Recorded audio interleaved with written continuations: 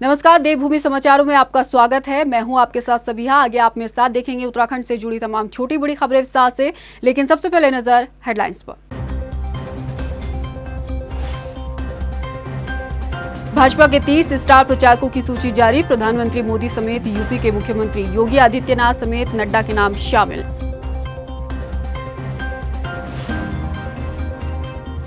नामांकन के बाद बागियों ने सियासी दलों का चढ़ाया पारा। भाजपा के 16 तो कांग्रेस के 12 बागी मैदान में सवाल, क्या रूठों को मना पाएंगी राजनीतिक पार्टियां। हल्द्वानी में पार्टी प्रत्याशियों के समर्थन में हरीश रावत की पदयात्रा। दुकान में जलेबी बनाकर हरदा ने सबको किया चकित, कहा जनता का मिल रहा भरपूर समर्थन।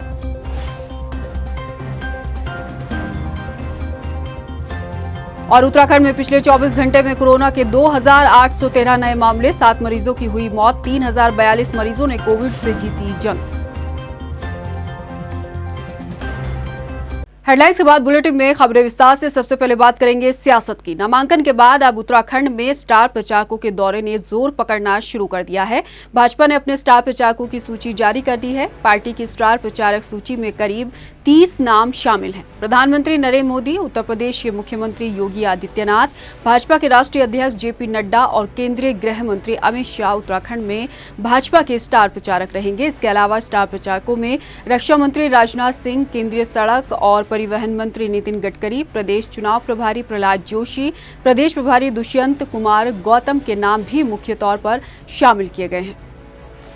तो आपको बता दें कि बीजेपी ने अपने स्टार प्रचारकों की सूची जारी कर दी है और अब नामांकन के बाद बीजेपी की तरफ से स्टार प्रचारकों का जमावड़ा जो है वो उत्तराखंड में लगेगा। दूसरी बड़ी खबर आपको बताते हैं उत्तराखंड से। इस वक्त की दूसरी बड़ी खबर, विधानसभा चुनाव के लिए नामांकन खत्म हो चुका है और अब नामांकन जब खत्म हो गया है तो बागियों की बगावत ने सियासी दलों का पारा चढ़ा दिया है। आपको बता दें कि बीजेपी के 16 और कांग्रेस से 12 बागी जो हैं वो मैदान में हैं।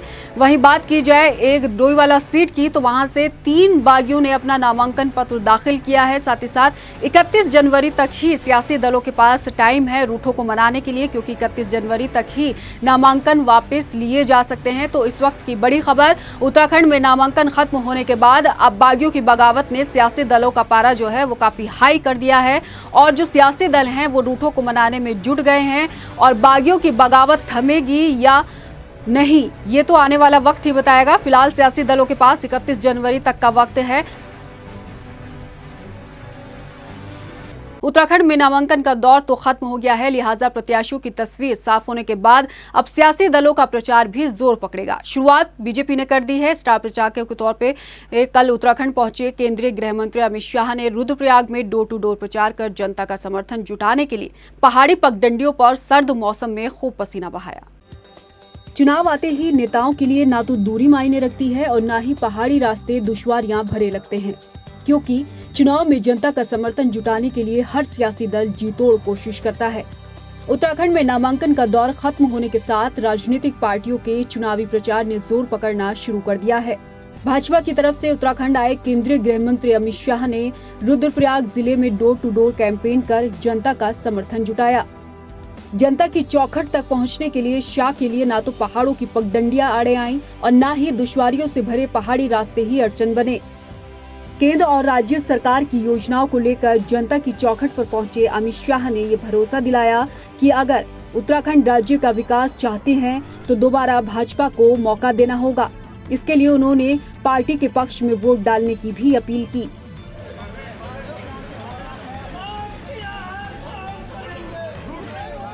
कांग्रेस की तरफ से स्टार प्रचारक के तौर पर अभी स्थिति साफ नहीं, मगर पार्टी के स्थानीय नेताओं पर भरोसा जताते हुए पार्टी जनता के बीच 4 धाम 4 काम लेकर जाएगी। साथ ही सरकार की नाकामियों को भी गिनाने का काम किया जाएगा। आम आदमी पार्टी ने भी अपने स्टार प्रचारकों की लिस्ट जारी कर दी है, जिसमें दिल्ली के मुख्यमंत्री अरविंद केजरीवाल समेत डिप्टी सीएम मनीष सिसोदिया भी आने वाले दिनों में उत्तराखंड दौरे पर आएंगे। वहीं बसपा और सपा समेत यूकेडी पार्टी में वर्चुअली प्रचार के साथ डोर टू डोर प्रचार करने की रणनीतियों को तैयार करने में पार्टियां जुटी हैं। टाइम टीवी के लिए देहरादून से ब्यूरो रिपोर्ट। कांग्रेस चुनाव कैंपेन कमेटी के अध्यक्ष और पूर्व मुख्यमंत्री हरीश रावत ने हल्द्वानी पहुंचकर कांग्रेस प्रत्याशी सुमित हृदयेश के समर्थन में पदयात्रा की। पदयात्रा के दौरान जगह जगह हरीश रावत का जोरदार स्वागत किया गया। इस दौरान हरीश रावत ने एक दुकान में जलेबी भी बनाई। हरदा का ये अंदाज देखकर लोग आकर्षित हो उठे। मीडिया से मुखातिब हरीश रावत ने कहा कि उनका आशीर्वाद सुमित हृदयेश के साथ साथ सभी प्रत्याशियों के साथ है। साथ ही उन्होंने कहा कि जिस तरीके का समर्थन जनता का कांग्रेस को मिल रहा है, उससे ये साफ है कि जनता परिवर्तन का मन अब बना चुकी है। लोगों में सुमित के लिए बहुत प्यार है और हम उन सबको नमस्कार करने और सबसे ये इस उत्साह को बनाए रखें, दूसरों को भी अपने साथ सम्मिलित करें, इसकी प्रार्थना लेकर के आए हैं। और मुझे बेहद खुशी है कि हल्द्वानी के लोग सुमित हृदयेश में एक बड़ी संभावना देख रहे हैं। देखिए, आज ये पदयात्रा में मेरा सौभाग्य है कि मैं कांग्रेस प्रत्याशी घोषित हुआ हूँ और आदरणीय हरीश रावत जी का आशीर्वाद मिला है और उनकी जो लोग है निरंतर उनके संघर्ष की वजह से इस प्रदेश में भी और इस देश में बढ़ी है। तो हमारी आशा है कि वो जो लड़ाई लड़ी उन्होंने भी लड़ी है और कांग्रेस के कार्यकर्ताओं ने लड़ी है, उसका सफल अंजाम 14 फरवरी को वोट के माध्यम से और 10 फरवरी को नतीजों के माध्यम से हम सबको देखने को मिलेगा। कांग्रेस ने रामनगर से लालकुआं सीट पर हरदा का ट्रांसफर कर बगावत शांत करने की भले ही कोशिश की हो, लेकिन लालकुआं विधानसभा सीट से कांग्रेस चुनाव कैंपेन कमेटी के अध्यक्ष और पूर्व मुख्यमंत्री हरीश रावत की राह इतनी आसान होने नहीं वाली। आखिर क्यों, देखिए हमारी इस रिपोर्ट में। कांग्रेस पार्टी की संशोधन लिस्ट में हरदा की सीट बदल दी गई। रामनगर में प्रदेश कांग्रेस चुनाव कैंपेन कमेटी के अध्यक्ष और पूर्व मुख्यमंत्री हरीश रावत के समेत कार्यकारी अध्यक्ष रणजीत रावत की आपसी लड़ाई के चक्कर में हाईकमान ने दोनों को इस सीट से दूर कर दिया। हरदा, लालकुआं और रणजीत रावत सल्ट विधानसभा सीट से चुनाव लड़ेंगे, लेकिन हरदा के लिए लालकुआं सीट से चुनावी राह आसान नजर नहीं आ रही। हरदा को इस सीट से चुनाव लड़ने के अलावा बगावत के साथ भीतरघात का भी सामना करना पड़ सकता है।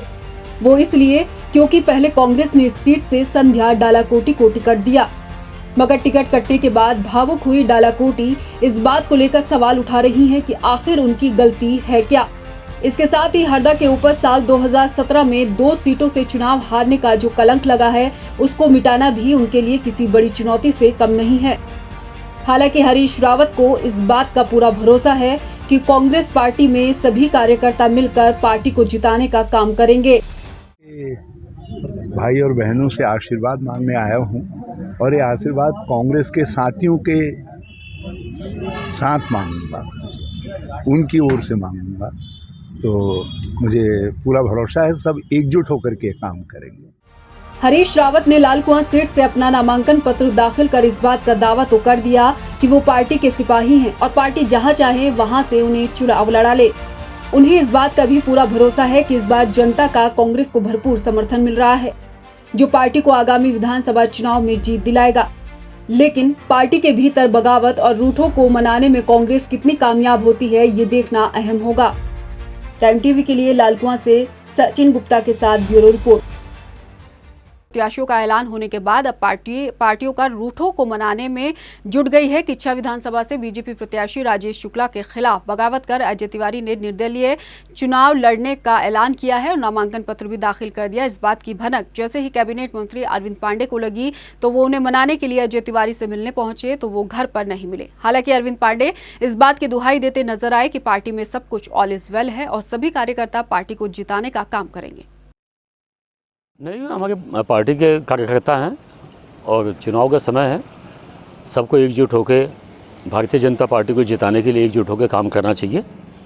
इस निमित्त मैं यहाँ आया हूँ, लेकिन किसी काम से कहीं वो अपने मित्र के साथ व्यक्तिगत किसी काम से बाहर गए हुए हैं और कोई ऐसी बात नहीं है, सब ठीक ठाक है, सब ऑल इज वेल, कोई ऐसी दिक्कत नहीं। राजनीति में जिसका पड़ रहा भारी, राजनेता उसी पार्टी की तरफ झुक गए। चुनाव से पहले दल बदल का खेल एक आम बात होती है, लेकिन टिकट बंटवारे के बाद उत्तराखंड की राजनीति में जितनी तेजी से बदलाव की हवा देखने को मिली, उसे देख यही कहा जा सकता है कि जहां फायदा दिखा विधायक नेता उसी तरफ खिसक लिए। देखिए ये रिपोर्ट।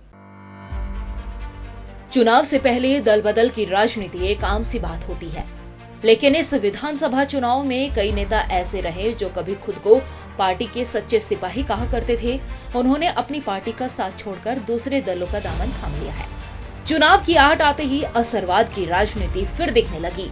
आइए आपको ग्राफिक्स के जरिए समझाते हैं कि कौन कौन से सच्चे सिपाहियों ने पार्टी छोड़ी है। सबसे पहले यशपाल आर्य और संजीव आर्य ने भाजपा छोड़ कांग्रेस का दामन थामा। आपको बता दें कि अक्टूबर में संजीव आर्य और यशपाल आर्य ने कांग्रेस से ज्वाइन कर ली थी और 2017 में कांग्रेस से नाराज होकर वो बीजेपी में शामिल हुए थे। हरक सिंह रावत, वो भी एक बागी नेता थे। बीजेपी सरकार से बर्खास्त होने के बाद उन्होंने फिर से कांग्रेस का हाथ थाम लिया है। आपको बता दें कि हरक सिंह रावत उन 9 विधायकों में शामिल थे जिन्होंने साल 2016 में हरीश रावत की सरकार का पाला बदलकर उन्हें खतरे में डाल दिया था और 2016 में ही उन्होंने भाजपा ज्वाइन कर ली थी। टिहरी से भाजपा के 2 बार विधायक रहे धन सिंह नेगी ने भी भाजपा छोड़ कांग्रेस ज्वाइन कर ली है। बीजेपी नेता और नरेंद्र नगर के पूर्व विधायक ओम गोपाल रावत भी भाजपा छोड़ कांग्रेस में शामिल हो गए हैं। कांग्रेस में शामिल होते ही ओम गोपाल रावत को कांग्रेस उम्मीदवार के तौर पर नरेंद्र नगर सीट से टिकट दिया गया है। कांग्रेस से 6 साल के लिए निष्कासित हुए कांग्रेस के पूर्व अध्यक्ष किशोर उपाध्याय ने भाजपा का दामन थामा है। महिला कांग्रेस की पूर्व अध्यक्ष सरिता आर्य ने भी भाजपा का दामन थाम लिया है। कांग्रेस ने सरिता आर्य को पार्टी विरोधी गतिविधियों के आरोप में 6 साल के लिए निष्कासित कर दिया है, जिसके बाद भाजपा प्रत्याशी के तौर पर सरिता आर्य को अब बीजेपी ने नैनीताल सीट से टिकट दिया है। पुरोला से कांग्रेस विधायक राजकुमार बीजेपी में शामिल हो गए हैं। 2012 में उन्होंने निर्दलीय चुनाव लड़ा। 2017 में कांग्रेस में शामिल हो गए थे, जिसके बाद उन्होंने एक बार फिर से बीजेपी का हाथ थामा है। कांग्रेस नेता और झबरेड़ा विधानसभा से 2 बार कांग्रेस के दावेदार रहे राजपाल ने भी भाजपा ज्वाइन कर ली है, जिसके बाद उन्हें भाजपा प्रत्याशी के तौर पर झबरेड़ा विधानसभा से टिकट मिला है। भीमताल से निर्दलीय विधायक राम सिंह कैड़ा भी भाजपा में शामिल हो गए हैं। बीजेपी ने राम सिंह कैड़ा को भीमताल सीट से मैदान में उतारा है। यूकेडी नेता और पूर्व मंत्री प्रीतम पवार ने भी भाजपा का दामन थामा है। अब उनको धनोल्टी से प्रत्याशी के तौर पर मैदान में उतारा गया है। पुरोला से बीजेपी के पूर्व विधायक मालचंद कांग्रेस में शामिल हो गए। कांग्रेस ने मालचंद को पुरोला विधानसभा सीट से टिकट दिया है। कांग्रेस नेता दुर्गेश लाल ने भी भाजपा का हाथ थाम लिया है। पार्टी ने उन्हें भाजपा प्रत्याशी के तौर पर पुरोला विधानसभा सीट से मैदान में उतारा है। ये वो सभी नेता है जिन्होंने हाल ही में अभी पार्टी छोड़ी है और दूसरे दलों का दामन थाम लिया है। अब देखना ये होगा कि इन बाकी नेताओं का पार्टियों को फायदा मिलेगा या नहीं। Time TV bureau report. Uttarakhand में महासंग्राम के लिए अब कुछ ही हफ्तों का वक्त बाकी है। उससे पहले भाजपा, कांग्रेस, आम आदमी पार्टी चुनावी रण में अपनी पूरी ताकत झोंकने से पीछे नहीं हट रही। रणभेरी बजने के साथ ही दिग्गज नेताओं ने ताल ठोककर कई सीटों पर मुकाबला दिलचस्प कर दिया है और उन्हीं में से एक खटीमा विधानसभा सीट पर है जो इस बार जहां पर मुकाबला चुनावी बेहद रोमांचक होने वाला है। देखिए हमारी खास रिपोर्ट। उत्तराखंड में 5 विधानसभा चुनाव के लिए अब कुछ ही दिनों का समय बचा है, जिसके बाद तय हो जाएगा कि राजनीति का ताज इस बार किसके सिर सजेगा। भाजपा, कांग्रेस, आम आदमी पार्टी के साथ ही दूसरे दलों ने अपनी अपनी सेनाओं को चुनावी रण में उतार दिया है और इस बार इस महायुद्ध पर फतेह हासिल करने के लिए कोई भी दल कसर नहीं छोड़ रहा है। और प्रदेश की कई विधानसभा सीटें ऐसी है जहां पर इस बार मुकाबला रोचक होने वाला है और इन्हीं सीटों में से एक है खटीमा विधानसभा सीट, जहां पर हर बार भाजपा और कांग्रेस में मुकाबला देखने को मिला है, लेकिन इस बार आम आदमी पार्टी भी इस सीट से चुनाव लड़ रही है। इस सीट से भाजपा ने तीसरी बार पुष्कर सिंह धामी को मैदान में उतारा है, तो वहीं कांग्रेस से उनके खिलाफ भुवन कापड़ी मैदान में है और आम आदमी पार्टी की तरफ से इस पूर्व प्रदेश अध्यक्ष एस कलेर को टिकट दिया गया है, जिसके बाद इस सीट पर इस बार त्रिकोणीय मुकाबला होगा। चुनावी मैदान में भाजपा और कांग्रेस के साथ ही आम आदमी पार्टी का शोर भी गूंजने लगा है, लेकिन 21 साल की राजनीति में ये सीट 2 बार भाजपा और 2 बार कांग्रेस के खाते में ही रही है। 2002 में कांग्रेस के गोपाल सिंह ने बसपा के दान सिंह को हराया था। 2007 में भी कांग्रेस से गोपाल सिंह ने ही जीत हासिल की थी। 2012 के विधानसभा चुनाव में भाजपा के प्रत्याशी पुष्कर सिंह धामी ने जीत हासिल की। 2017 में भी पुष्कर सिंह धामी ने कांग्रेस के भुवन कापड़ी को हराया। भाजपा और कांग्रेस के साथ ही आम आदमी पार्टी की ओर से प्रत्याशी चुनावी रण में जी जान से जुट चुके हैं। खटीमा सीट पर 3 दलों का कड़ा मुकाबला होने जा रहा है। अब देखने वाली बात ये होगी कि जीत किसे मिलती है और किसे हार का सामना करना पड़ता है। Time TV bureau report. और अब बात करेंगे कोरोना की। उत्तराखंड में पिछले 24 घंटे में कोरोना के 2813 नए मामले सामने आए हैं, जबकि 7 मरीजों की मौत हुई है। स्वास्थ्य विभाग की तरफ से जारी किए गए आंकड़ों के मुताबिक अल्मोड़ा में 170, बागेश्वर में 87, चमोली में 67, चंपावत में 74, देहरादून में 978, हरिद्वार में 422, नैनीताल में 257, पौड़ी में 203, पिथौरागढ़ में 96, रुद्रप्रयाग में 113, टिहरी में 49, उधम सिंह नगर में 194 और उत्तरकाशी में 103 मामले जो हैं वो सामने आए हैं। प्रदेश में अब 30,927 एक्टिव कोरोना केस हैं, जिनमें सर्वाधिक 14,760 केस अकेले देहरादून जिले के हैं। इसके अलावा 3,042 मरीजों ने कोरोना से जंग जीत ली है। इस बुलेटिन में फिलहाल इतना ही। मुझे दीजिए इजाजत। आप देखते रहिए टाइम टीवी। नमस्कार। भाजपा के 30 स्टार प्रचारकों की सूची जारी। प्रधानमंत्री मोदी समेत यूपी के मुख्यमंत्री योगी आदित्यनाथ समेत नड्डा के नाम शामिल।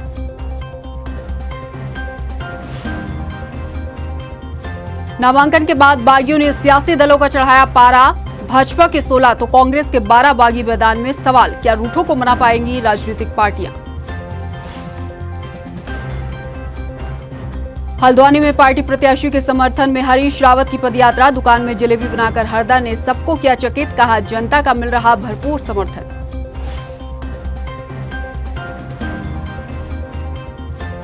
और उत्तराखंड में पिछले 24 घंटे में कोरोना के 2813 नए मामले, 7 मरीजों की हुई मौत, 3042 मरीजों ने कोविड से जीती जंग।